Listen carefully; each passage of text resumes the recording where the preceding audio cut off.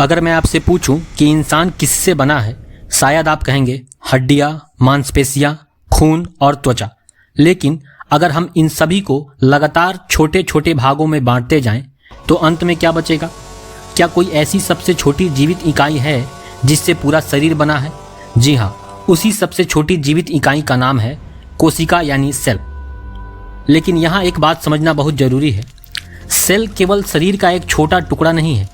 Cell अपने आप में एक जीवित इकाई है, यानी यह केवल मौजूद नहीं रहती बल्कि जीवन से जुड़ी अनेक आवश्यक क्रियाएं भी कर सकती है।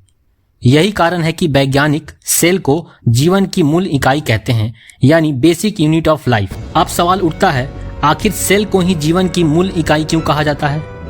इसका उत्तर समझने के लिए पहले हमें यह जानना होगा कि किसी भी जीवित वस्तु की पहचान क्या होती है।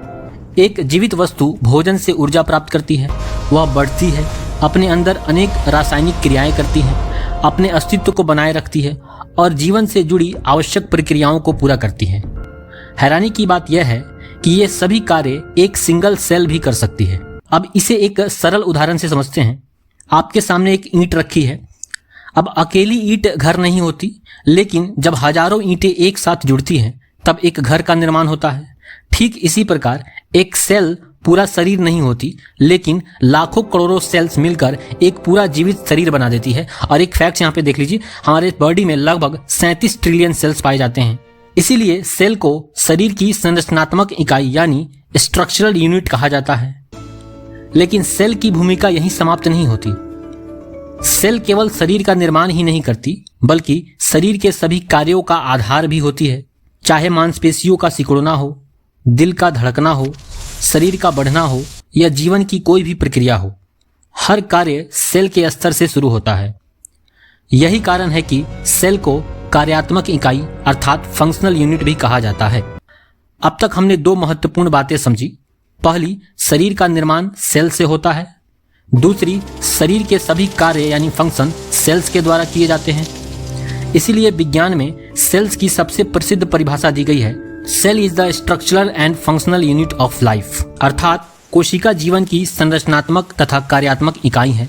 यदि सेल्स न हो तो न ऊतक बनेंगे, न अंग बनेंगे, न शरीर बनेगा और न ही जीवन संभव होगा। इसलिए हमेशा याद रखिए, जीवित शरीर का सबसे छोटा भाग जो स्वयं जीवित होता है और जीवन से जुड़े आवश्यक कार्य करने की क्षमता रखता है, उसे कोशिका अर्थात सेल कहते हैं। अब हम यह तो समझ चुके हैं कि सेल जीवन की सबसे छोटी संरचनात्मक तथा कार्यात्मक इकाई है। लेकिन क्या आपने कभी सोचा है, आखिर साइंटिस्टों को सेल के बारे में पहली बार पता कैसे चला? जब सेल हमारी आंखों से दिखाई ही नहीं देता तो इसकी खोज किसने की? आइए अब हम चलते हैं लगभग 350 वर्ष पीछे, जहां से शुरू हुई सेल की खोज की रोमांचक कहानी। आज हमारे पास मॉडर्न माइक्रोस्कोप हैं, जिनकी सहायता से हम सूक्ष्म जीवों और सेल्स को आसानी से देख सकते हैं। लेकिन 70 सेंचुरी से पहले ऐसी कोई तकनीक उपलब्ध नहीं थी। उस समय लोग केवल वही चीजें देख सकते थे जो नेकेड आई से दिखाई देती थी।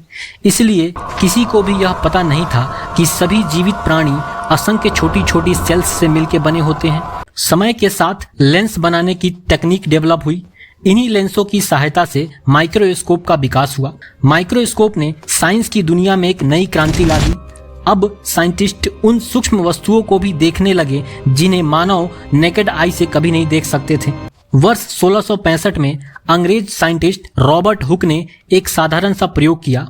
उन्होंने कॉर्क यानी कॉर्क के एक बहुत पतले टुकड़े को अपने माइक्रोस्कोप के नीचे रखा।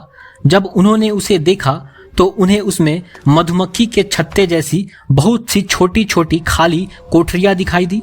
इन छोटी छोटी कोठरियों का आकार उन्हें किसी मठ यानी मॉनेस्ट्री के कमरों जैसा लगा, इसलिए उन्होंने इन्हें सेल नाम दिया।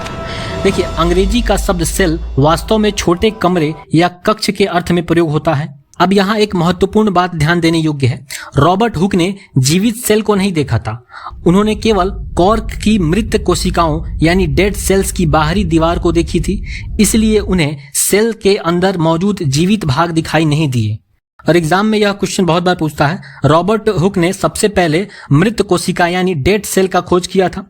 आप ऐसे दिमाग में रख सकते हैं, रॉबर्ट हुक जो है हुक लगा करके वो सेल को जब खींचे तो सेल क्या हो गया, डेड हो गया। ठीक है, आप ऐसे दिमाग में रख सकते हैं। रॉबर्ट हुक की खोज के कुछ वर्षों बाद Dutch scientist Antony von Leeuwenhoek ने अपने द्वारा बनाए गए अधिक शक्तिशाली माइक्रोस्कोप का उपयोग किया। उन्होंने तालाब के पानी, दांतों की मैल और अन्य नमूनों का अध्ययन किया। पहली बार उन्होंने सूक्ष्म जीवों और जीवित कोशिकाओं यानी लिविंग सेल्स को देखा। यही कारण है कि एंटोनी वॉन ल्यूवेनहॉक को जीवित कोशिकाओं का प्रथम प्रेक्षक यानी first observer of living cell कहा जाता है। यह भी क्वेश्चन बहुत बार पूछा है। अब वैज्ञानिकों के सामने एक नया प्रश्न था, क्या सभी जीवित प्राणी सेल्स से बने हैं? इस प्रश्न का उत्तर खोजने में कई वर्षों तक शोध चलता रहा। अंततः आगे चलकर साइंटिस्टों ने सेल थ्योरी प्रस्तुत की, जिसने यह सिद्ध कर दिया कि सभी जीवित जीवों का निर्माण सेल्स से होता है। लेकिन सेल थ्योरी की पूरी कहानी हम अगले भाग में विस्तार से समझेंगे। तो आज हमने जाना सेल क्या है और इसकी खोज कैसे हुई।